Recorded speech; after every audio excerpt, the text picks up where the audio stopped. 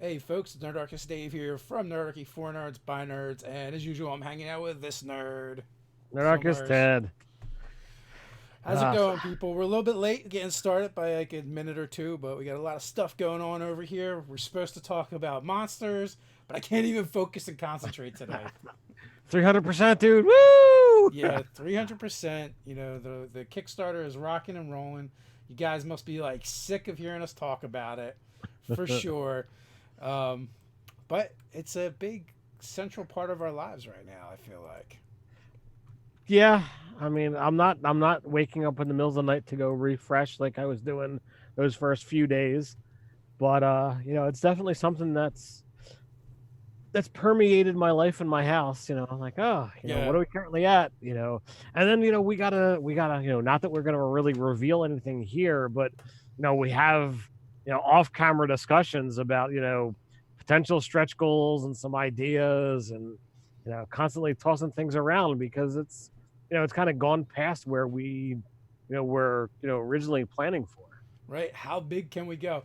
And we're a little giddy right now because we just had a like huge name just pledged to the Kickstarter. And if they haven't publicly said anything, we're not going to publicly say anything.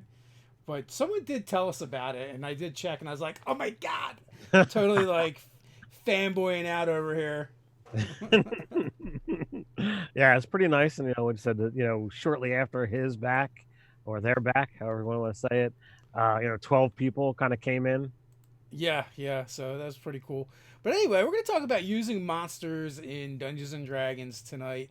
We got the Kickstarter going on, out of the box encounters. So we're staying a little thematic to the Kickstarter. It seems like a thing to do.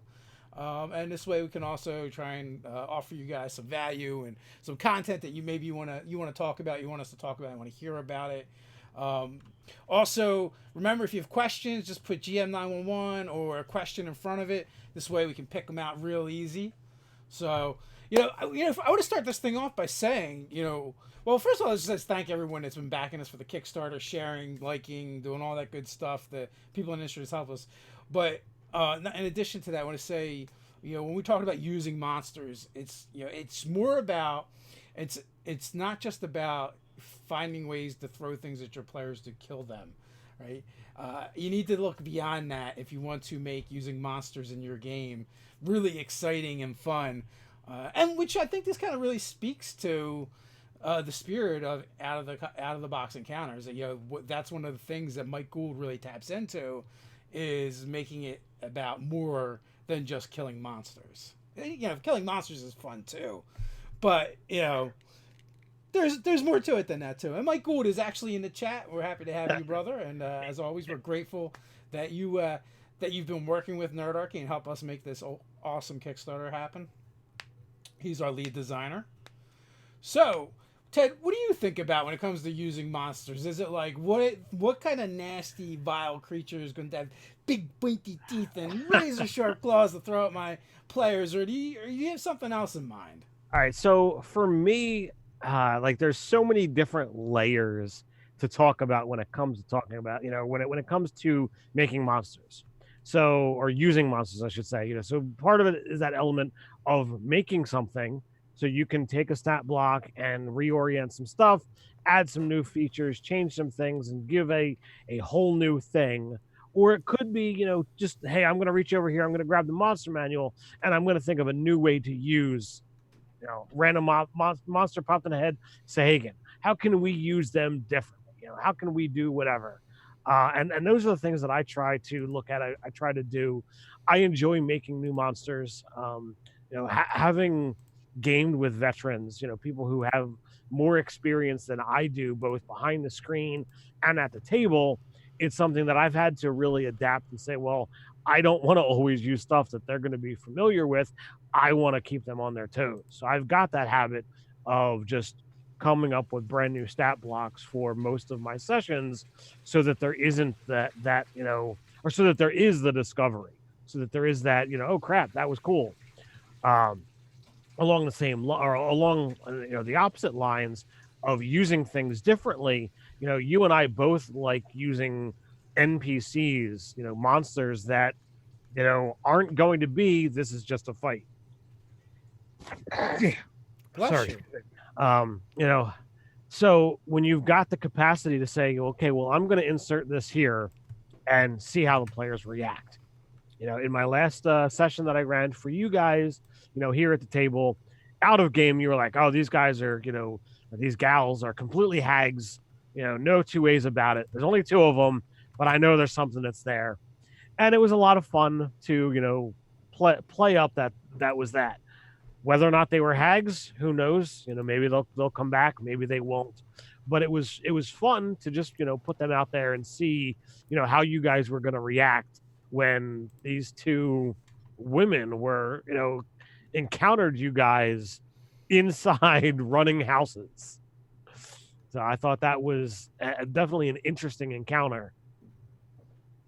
So now, like talking about that encounter, kind of breaking it down a little bit. What I would probably do as a GM when my players decide on something, and they've got their they've got their heart set on it. I would probably take that and twist that around for a while, and one like, oh well, this needs to be a recurring individual NPC, maybe bad guys, who knows, and be like, maybe it wasn't hags before, but now I'm like, you know what, it probably is.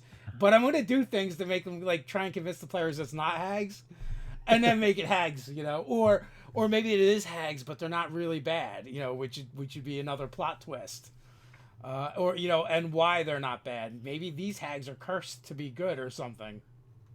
There's a lot of ways that you can use your monsters, and what you said is based entirely off of what happens in the game and what players say at the table and what characters do during the game. I really feel needs to have an impact.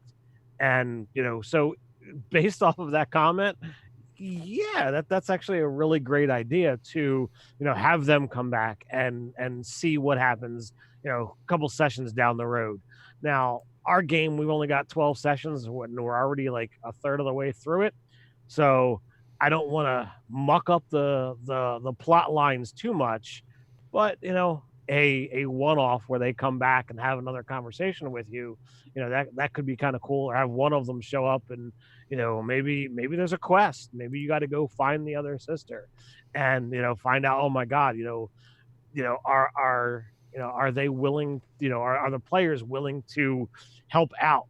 And even if they are indeed hags, they've never presented that to the characters, so there's nothing to actually clue you in. You wound up getting a 6-day ride in a very short amount of time, out of the deal, and all it took was a little bit of conversation.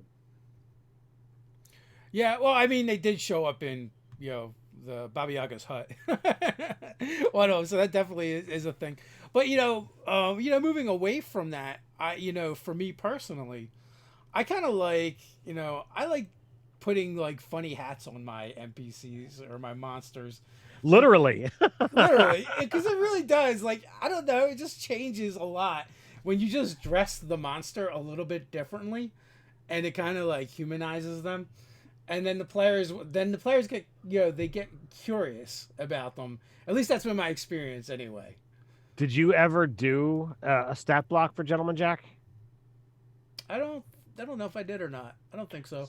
So one of the things that we could do, what if we created a another product for monstrous NPCs, come up with a lore, come up with what it is that they do, give possible quest options for them, either things that they would hire the players out to do or things that would lead players to them, or a combination thereof. Would that have any interest to you? Yeah, I mean, it's actually a great way to carry examples of other ways to use monsters. Sometimes, a lot of times I use them right out of the book, though, to be honest with you, and I don't really change anything. But there's no reason why we couldn't make named monsters and change things up. But I just in general like to make something that's identifiable about the monsters with the players. Even Murphy McCrystaltop, which started off as just a regular Nothic. Mm-hmm.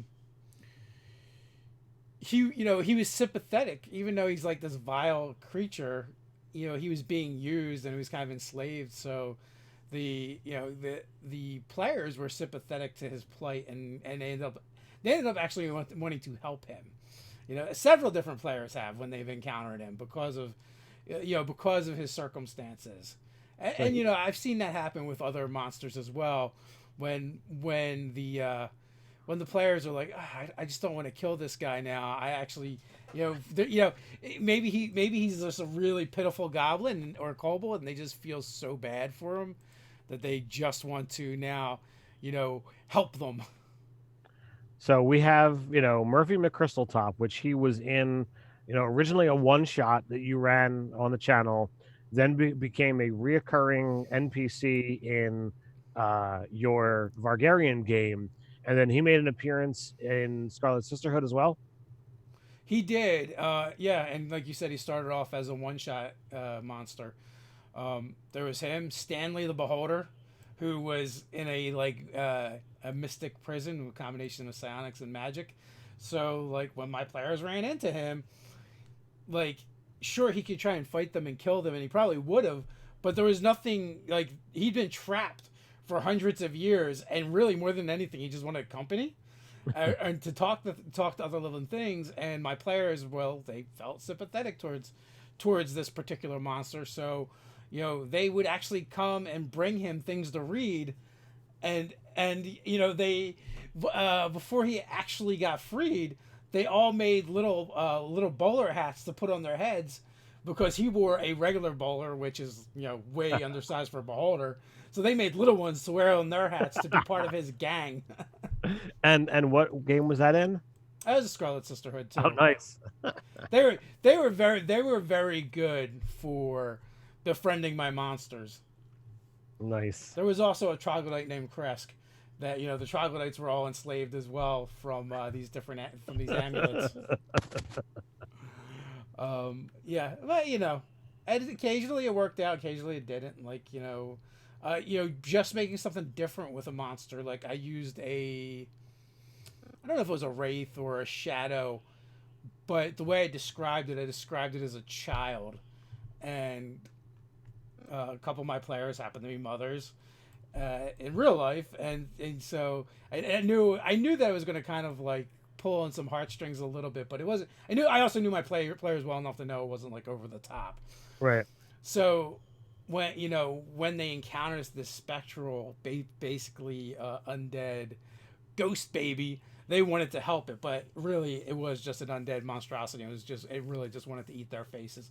So sometimes it backfired and it didn't work. But by making it identifiable to the players and the characters, even because two of the characters were very vested in children. One of them was a mother, and the other one had a lot of like nephews and nieces that were much younger. Right. So by doing that, it kind of like pulled on those heartstrings of the players and found the connection to those characters. And really, it was just using a monster out of the monster manual, but describing it just slightly different. Right. So we have a question here for PBT for life.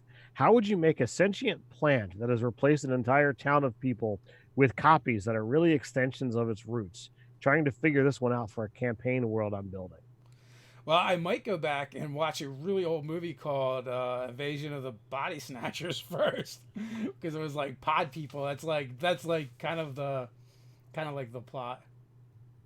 So that's definitely a good way of looking at it. I'd have to understand more about what the plant is, and if it's trying to do it for its own evil machinations, that it wants to be this town to eat and absorb the people, and it's evil, then you could also what is the killer plant, Seymour?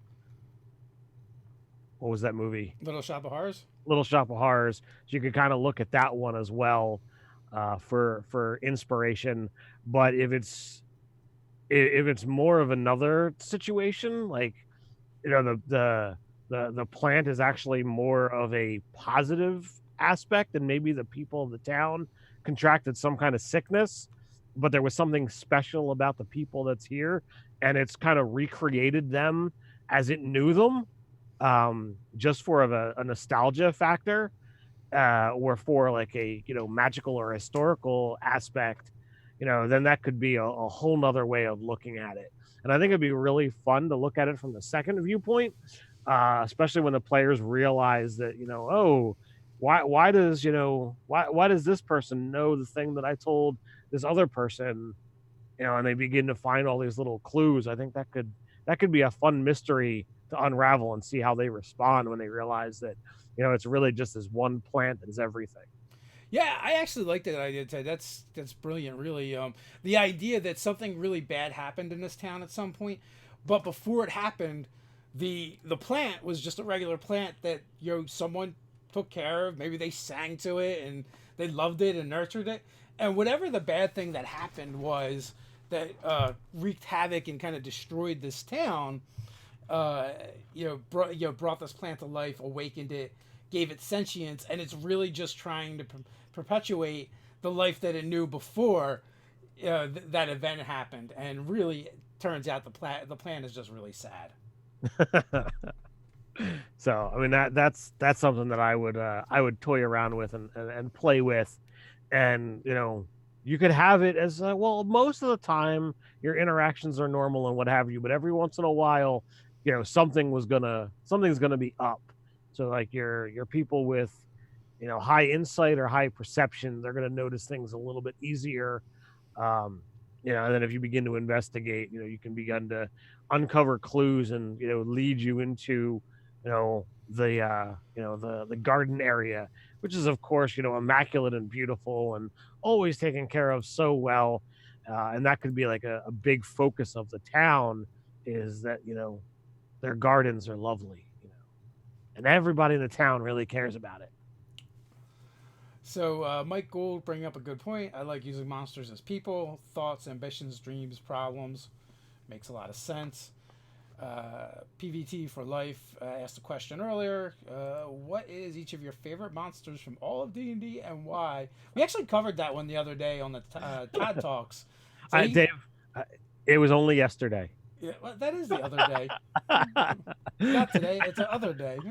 I know a lot of stuff has happened since that Todd Talks, but yeah, it was so long ago. It was like it feels like a year ago. It was not even 30 hours ago, dude. Just enough time to fund an entire Kickstarter. Just enough time. Yeah, we were funded after that, though. No, just under 30 hours. Well, I see what you're saying. Yeah. Now you got it. Now you got it. Yeah, now it's clicking.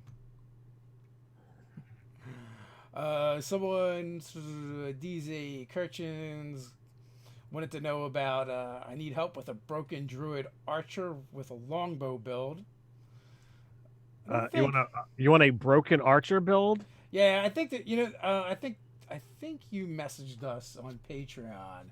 Maybe we'll take a look at it over there and we'll address it there instead of here. Also, we had there was a beards question. I don't like to skip beard questions. I think it got withdrawn because other people are then talking about it. Because Mike Gould says that we're wearing dwarven belts. Oh, is that what it is? Belt of dwarven yeah. kind. Well, I know. I don't think so. My beard has actually been trimmed down a bit. Yeah, my beard won't grow any longer than it really is. I like it, but I wish it were fuller and maybe a little bit longer. But my DM on Thursday night, he sacrilege. He wound up shaving off his beard. I saw it on Facebook today, and I'm like, what have you done? But he says he's gonna grow it back. Still hasn't revealed the why. Not that I saw anyway. Fraginator, bow ties, top hats, and monocles. I agree. They make for excellent additions to any monster. And as always, if you have questions, just put a question in front of it or GM911 so you can pick them out really easy. Or if you want to make it really easy, put at Nerdarchy. Or at Nerdarchy. Yeah, all those things. Speaking of the devil, we have a question from Eric. My players hit a trigger I had set up to jump up difficulty in the campaign. The intellect of ours are going to start occasionally to try and body snatch them. Should I warn them out of game first? No. No.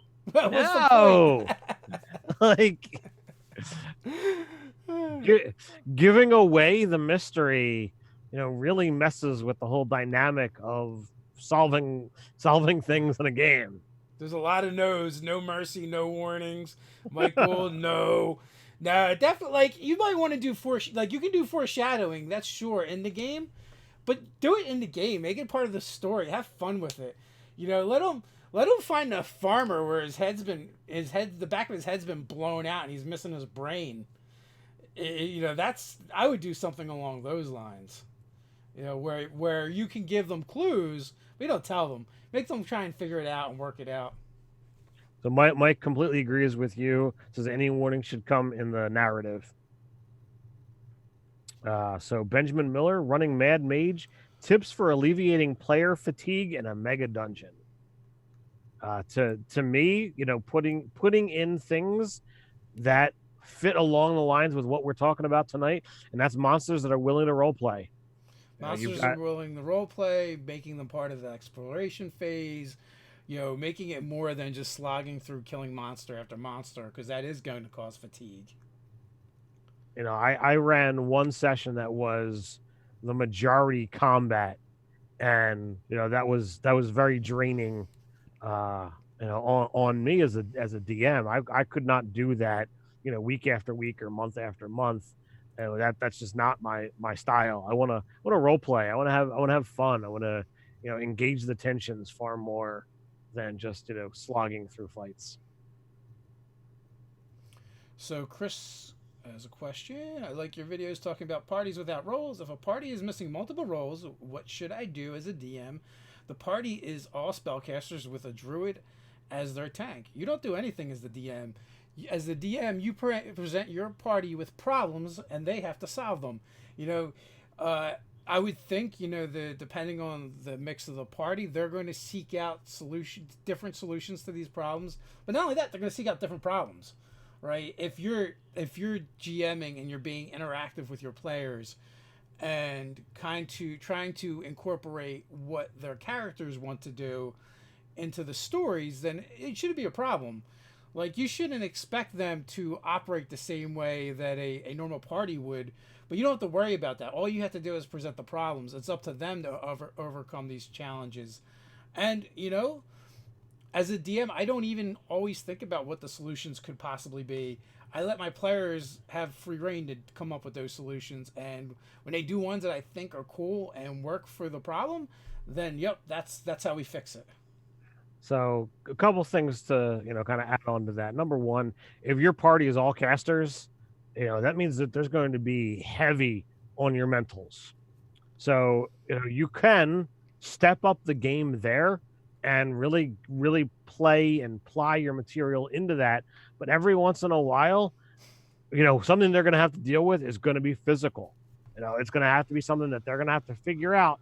How do they contend with this puzzle, this trap, this thing, if they don't have the person with athletics or acrobatics or both, and they're going to have to figure it out. And I think that's going to be fun. And, as a experienced player, I've got ideas that pop into my mind, and, hopefully the players will have enough experience to be able to come up with, fun and interesting solutions for dealing with that.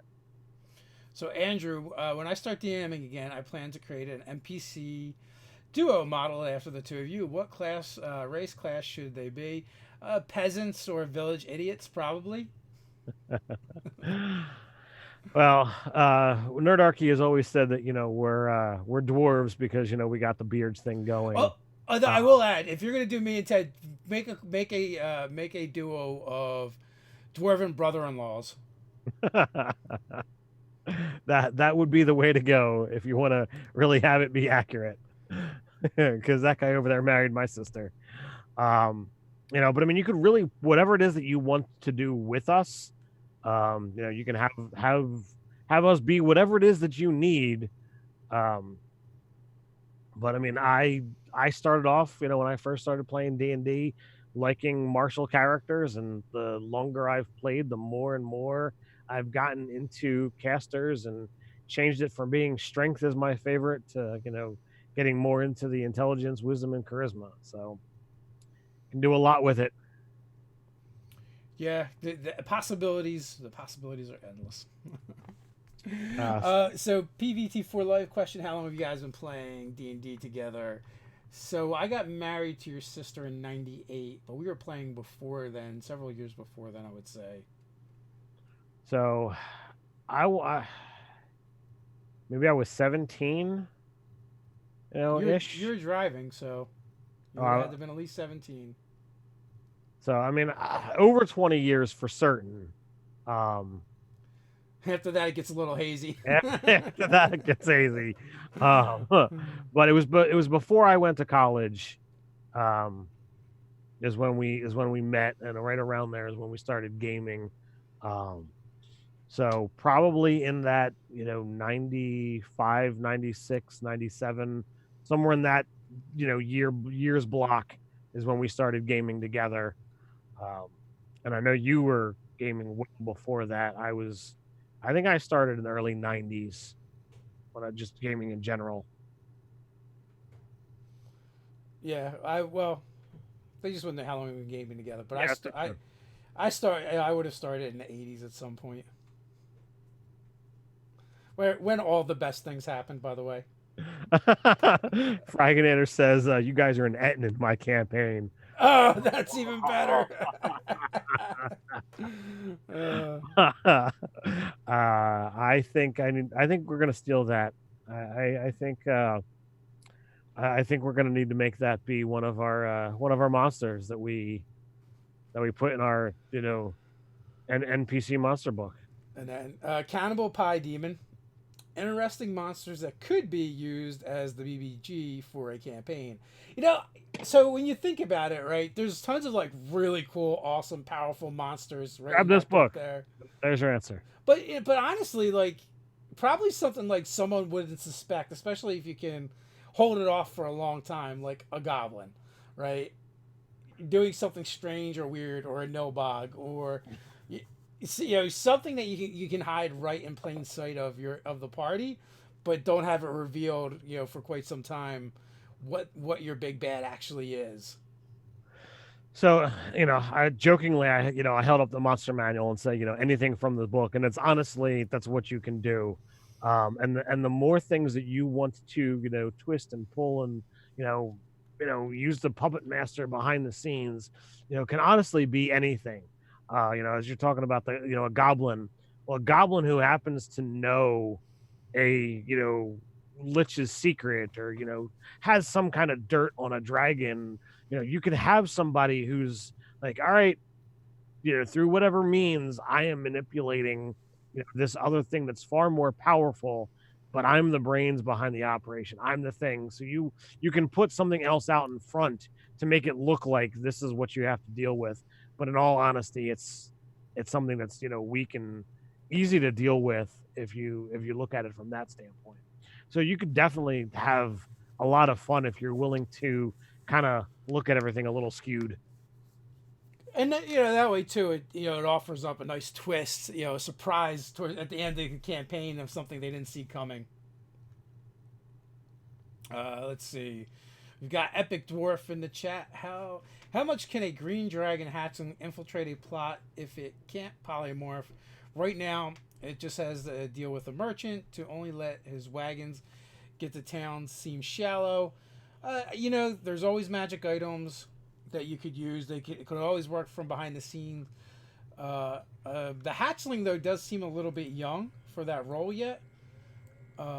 But why not? Like, you want to use a hatchling? What if it is a green dragon? But what if it's actually an ancient green dragon that had something happen to it? It had itself, aged back to a wormling.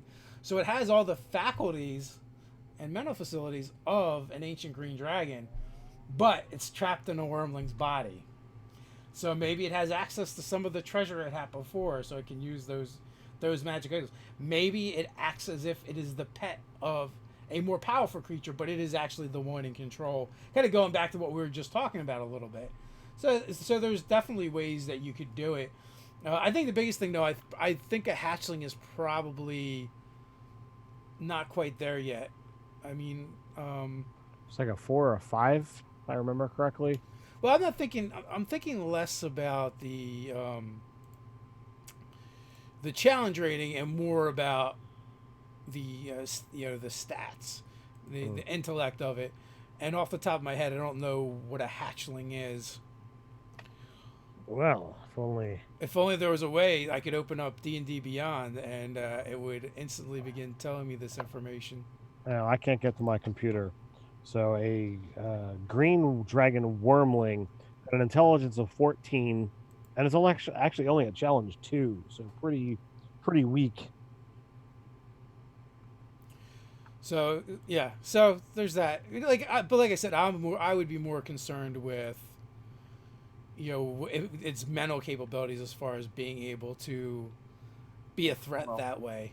So I mean, the ancient green is a 20, so maybe it had the idea of infiltrating, and it realized it needed to be smaller to make it work, but when it took the option, whoever you made a deal with screwed him over, and it didn't just shrink him down, it just didn't give him these powers, but it de-aged him, the 3 size categories, and he's now back to being a wormling.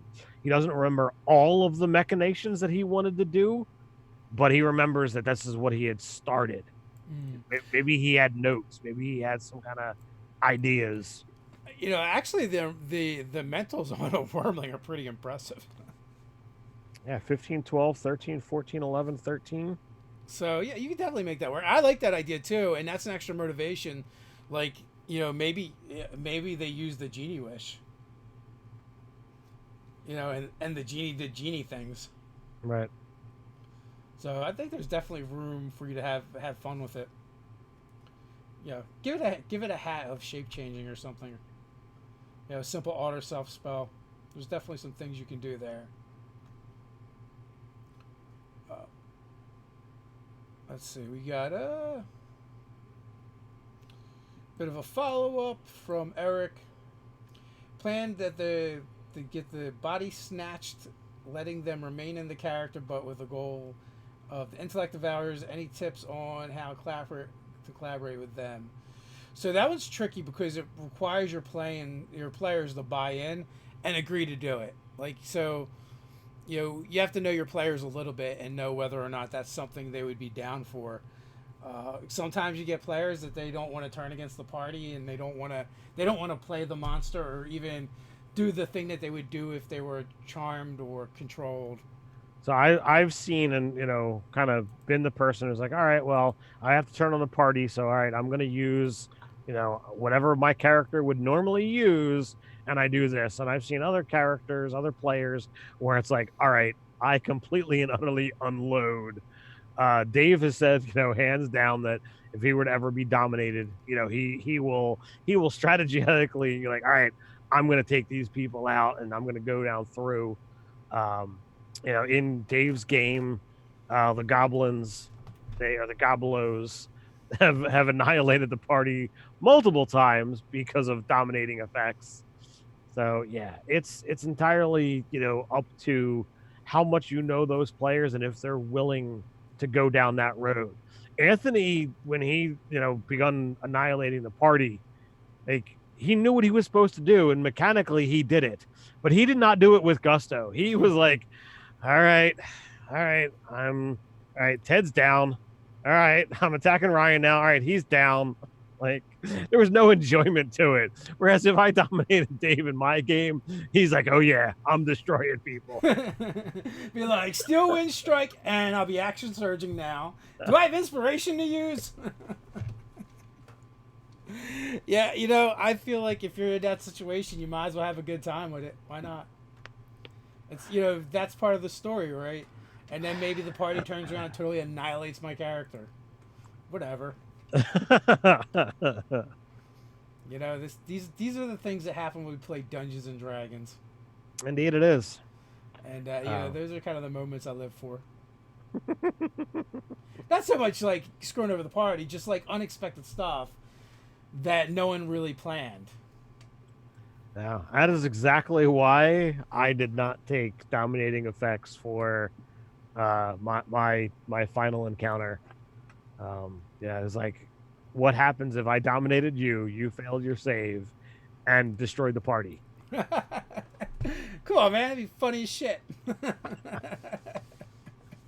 Because nobody can hit your 34 armor class when you shield. Like, Yeah, but probably Lucky would just recharm me or something. that's possible. But you know, good times, good times.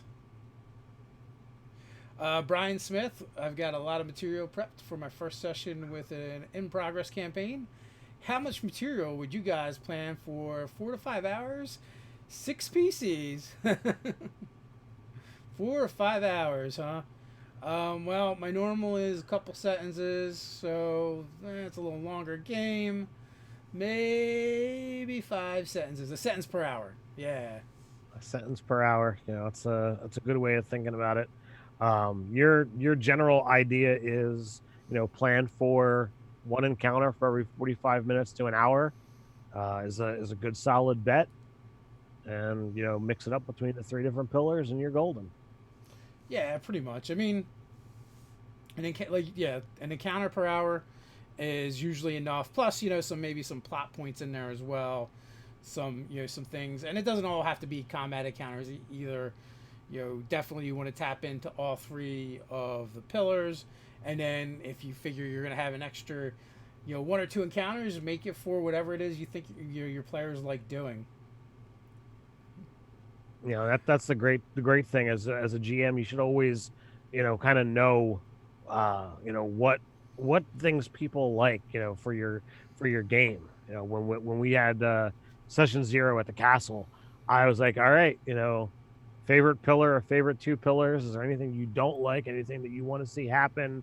So like, I had my notes. Actually, my my session 0 notes were much longer than any of the notes that I took for the next 5 sessions. So like, it was crazy. Well, you had to take into account your players. Most of my notes were like geared towards me making sure I remember everybody's name. I'm usually pretty good, and when you're thrust into, um, the amount of hours that we spent with these people, Yeah. it did not take long. I had the unique advantage where I was a player down, so I had one, technically two less names to learn, and I did not do so great about constantly referring to them as their character names. I wimped out and Hmm. directed it at player, not character, which is not something I standardly do. But I bounce back and forth with those. Although I do find one of the problems if I play a game a lot and we're using the same characters and I stick with the character names more so than the player names. Mhm. In real life, I then want to call them by their character names. Scarlet Well, Sisterhood was really notoriously bad for that. I dealt with, or I played with one of the players who was in Doug's group, and it took me a long time to not refer to him as Dale, his character in BB's. Like, it took me probably longer than the actual castle for me to remember. Yeah, his name is Vincent, not Dale. I will say though, one of the things that is really useful if your players are going to be heavily vested in a particular region and they're going to be adventuring there a lot, having lots of notes about what's in that area can be really useful. So I would that agree. you, as the GM, you actually don't really need very much because if they go in a particular direction, like it's things that you've already made up and you can kind of just go to that um, for your adventure for the evening or whatever, and your players are still dictating it, but because you filled your sandbox with all these wonderful toys and you know what they are, it makes it a lot easier. Yeah, it's really great, and that's one of the things that I really applaud with Matt Mercer's style when they explore a new city. Either he is phenomenal at improv, or I suspect he actually plans a lot about where they're going to be. ahead of time, knowing that they're going to talk about or ask for certain shops and certain things. And I love the NPCs that he winds up coming up with, and being what he is, the voices that kind of go along with them. Yeah, I think maybe because he's a. I mean, I'm only speculating but because he's a voice actor, I think like characterization, it would probably be something that we gravitate towards. So making like NPCs and having characters to pull out Hmm. seems like a thing that he might do. So that was it's an idea for NPC generation, is to think about, like, could you not necessarily giving them a voice, but maybe a random roll chart for voice possibilities. Could be something fun to play around with. So Bromos wants to know. I don't know about the top three Bromos, but wants to know what are your favorite three exploration type encounters that you have played, Ted or Dave. Yeah, that's a little difficult. Because the exploration pillar covers so many different things. It's kind of weird. You got any thoughts there? Anytime you go into, you could be broken down to several different places. Like you have your urban, what you're going to a new city, town, even village, or things that can occur in the wilderness. So all those can be a lot of fun. Even when Ted was running his Curse of Narcitus game and brought I don't know if we precipitated it or something that came up in the game, but we went back to Crathan Gulch, and it was kind of cool to go back to the stronghold, or the hold where my dwarf actually grew up and was from, and getting to kind of like explore that a little bit for the first time as the player, not so much as the character, and then collaborating with Ted on that, where he would say things were a certain way and then give me some freedoms with doing things. Also, Ted has done some really cool things in his games with Mike. That character ended up marrying another dwarf, and we went to her hold, so we got to explore that and actually have a wedding ceremony, as well as there were challenges that I had to go through to in order to betroth this dwarven woman. So that was fun. And Ted has really done some cool things with introducing some of his cities. When we did our Underdark game, I really enjoyed kind of laying out the city of Outcast for the players and letting them explore that. Yeah, I was actually gonna go in that direction. I really am saddened that that game kind of fell to the wayside, because it was a really fantastic game with a great set of characters and players to go along with it.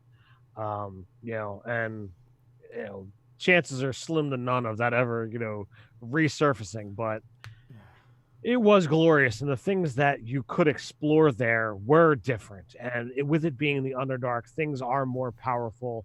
And again, getting back towards what we were talking about, in a city like Outcast, it is far easier for there to be a monstrous NPC that you would get to role play with or deal with, especially dealing with the fact that Duergar are the primary race of the city.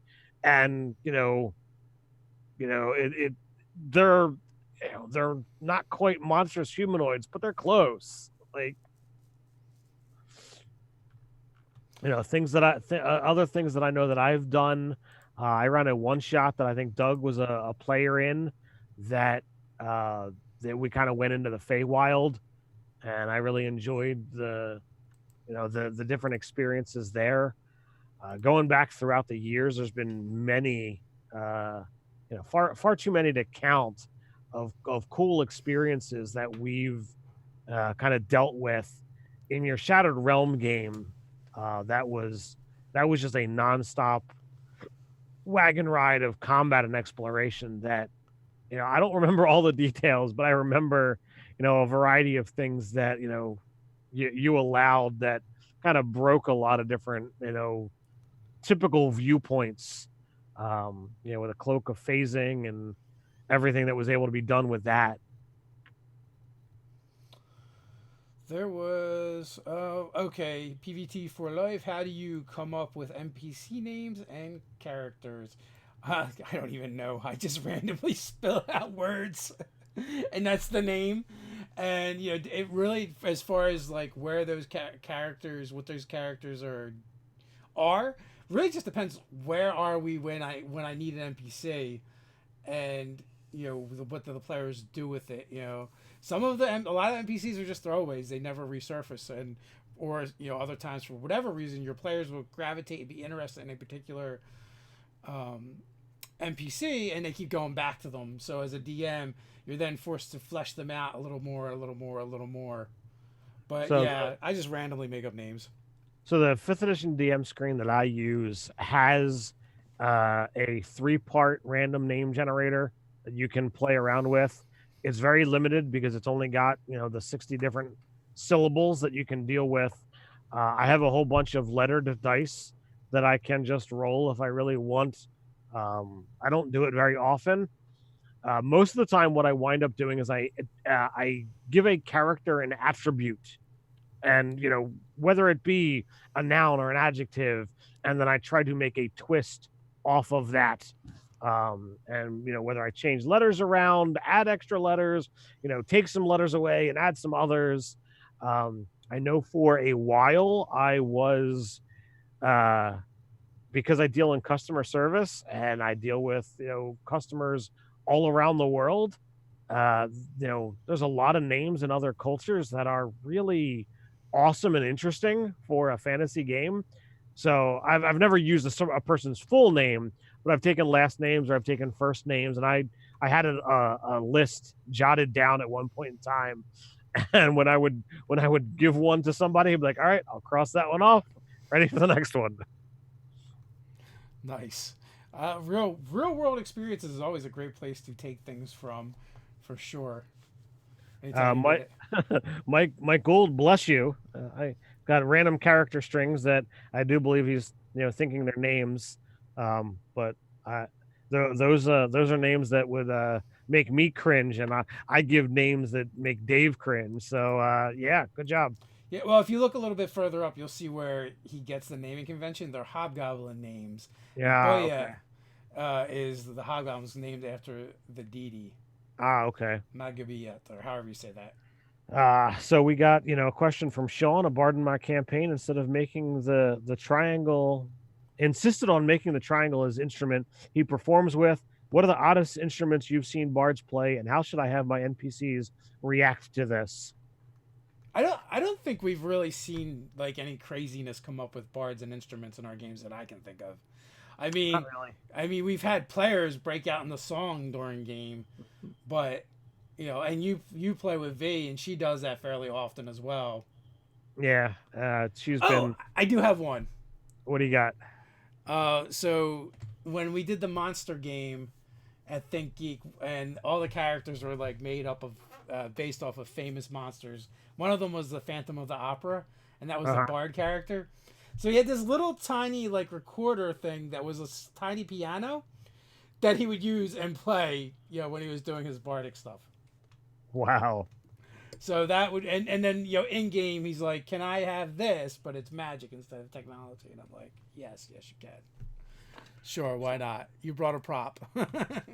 So I mean, honestly, how you want people to react is going to be entirely up to you.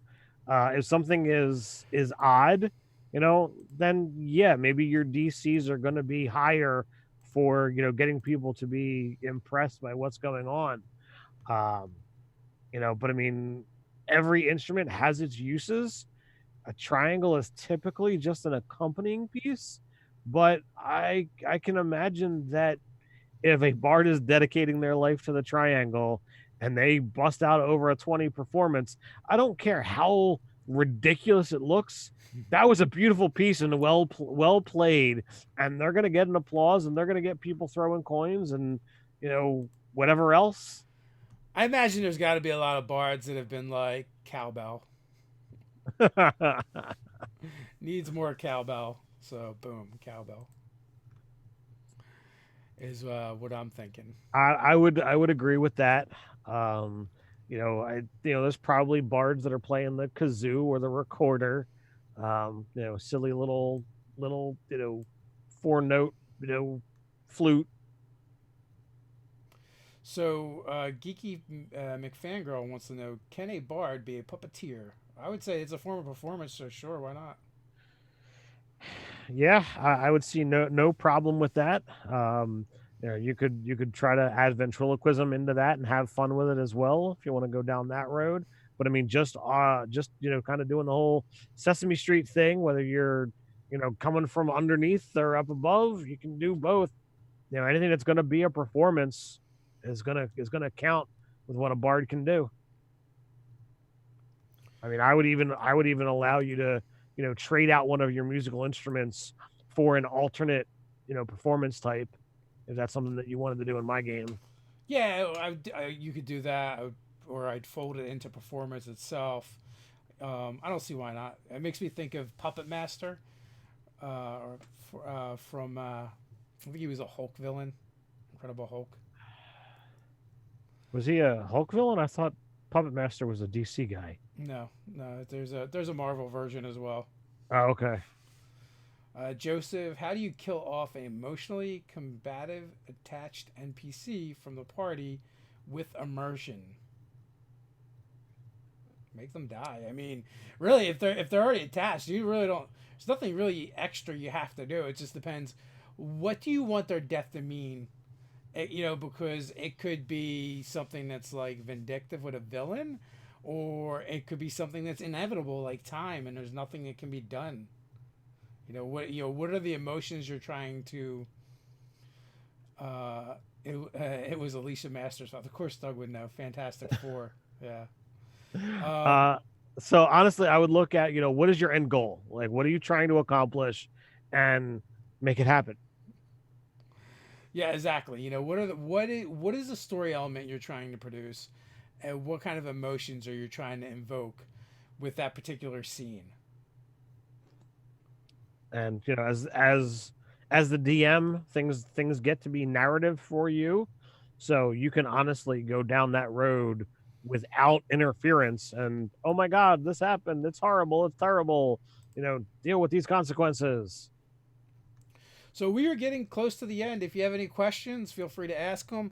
In the description, as well as a pinned comment on the page there, you will find the out of the box encounters for 5th edition Kickstarter by Nerdarchy. The lead designer is in the chat, chatting away with us as well. So you can go check out and pledge $1 million over there. Or if you can't do that, you just at least share it. We appreciate that as well. There are still plenty of available for the God Emperor tier. The God Emperor tier is available. Get the Nerdarchy Con experience. So Doug is saying that because you've invoked the comic book stuff, that Professor Bill is going to show up any moment. Anything's possible. I don't think so, man. Professor Bill puts out a lot of comic book videos. I don't think he's got time anymore. He does like 4 videos an hour or something. It's like amazing. Going with the old school Nerdarchy method. Yeah, maybe. Joseph, thanks, guys. Always helpful. Our pleasure. We'd like to help where we can. See, we got a. Have you ever made a campaign based on a pre-existing fictional world from a movie or show? If so, do you have any advice for running it? My players don't know much about the world, so they'll be discovering. So for them, it'll be like any other kind of world you would do because it's unknown. Ted, you've run Dresden Files for us, so that's got a lot of canon to it that was already pre-existing.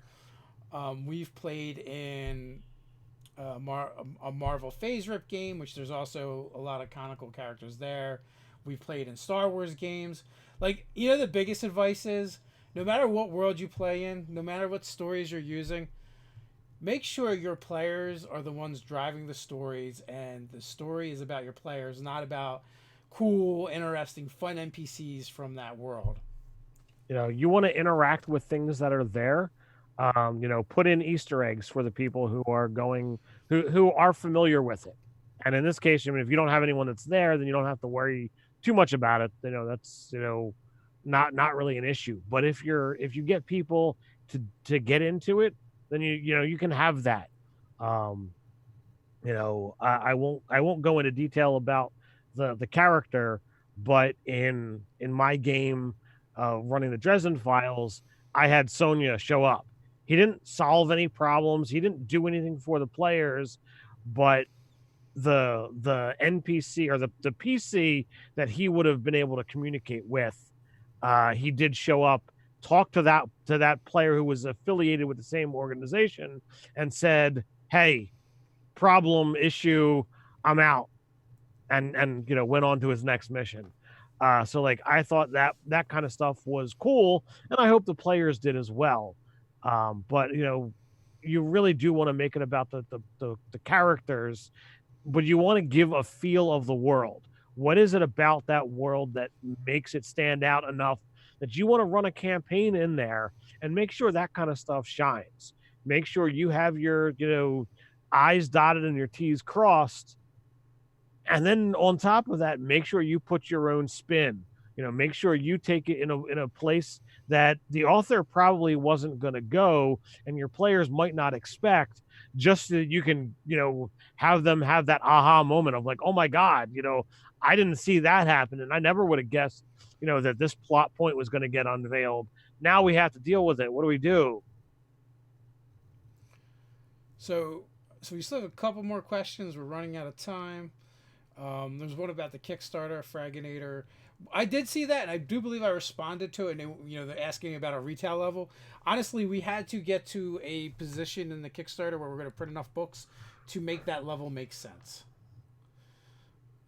Otherwise, there's not really much of a discount that we can pass on, so that they could then carry the books in their store. But I think if we're not there, we're getting close. We have to just rework the numbers and massage them a little bit. So how do you become more comfortable with making characters' mortality a real threat for the party? Kill someone. And you'll see that life still goes on in the real world. I know. I meant kill a character, not the players. No, I meant that as well. Okay.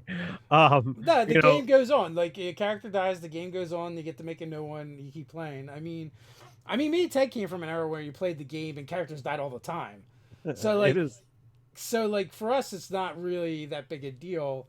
Where you weren't as invested in your characters. I feel like back in early days, like there was a lot more meat grinders going on. So sometimes character died, and then in some ways you become more vested, but just because the character lasted for a while, and then you're like, oh, I don't want to lose this one.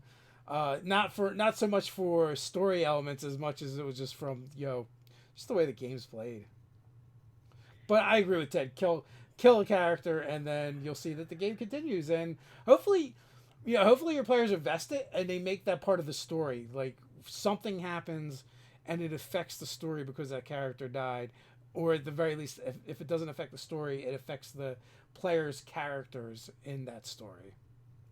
It sucks to have a character die, but if somebody is feeling that, oh, I've got plot armor, I'm indestructible. All you have to do is just grab your monster manual. There's a handful of lethal consequences right in this book, and as a DM, you've got the power to just unload, and as soon as you claim that life and proven that you're not putting on the kitty gloves, the players will have an awareness, a concept that, all right, this is what we have to deal with now. And they'll be a little bit more careful. They'll be a little bit more respectful with the monsters and the encounters. So with that being said, the caveat to that is I wouldn't set out just to murder them, because that's actually fairly easy. But if you do put encounters in where maybe they're not really meant to win and they're meant to do something different, let them know that their choices have consequences, and maybe they're in a living, breathing world.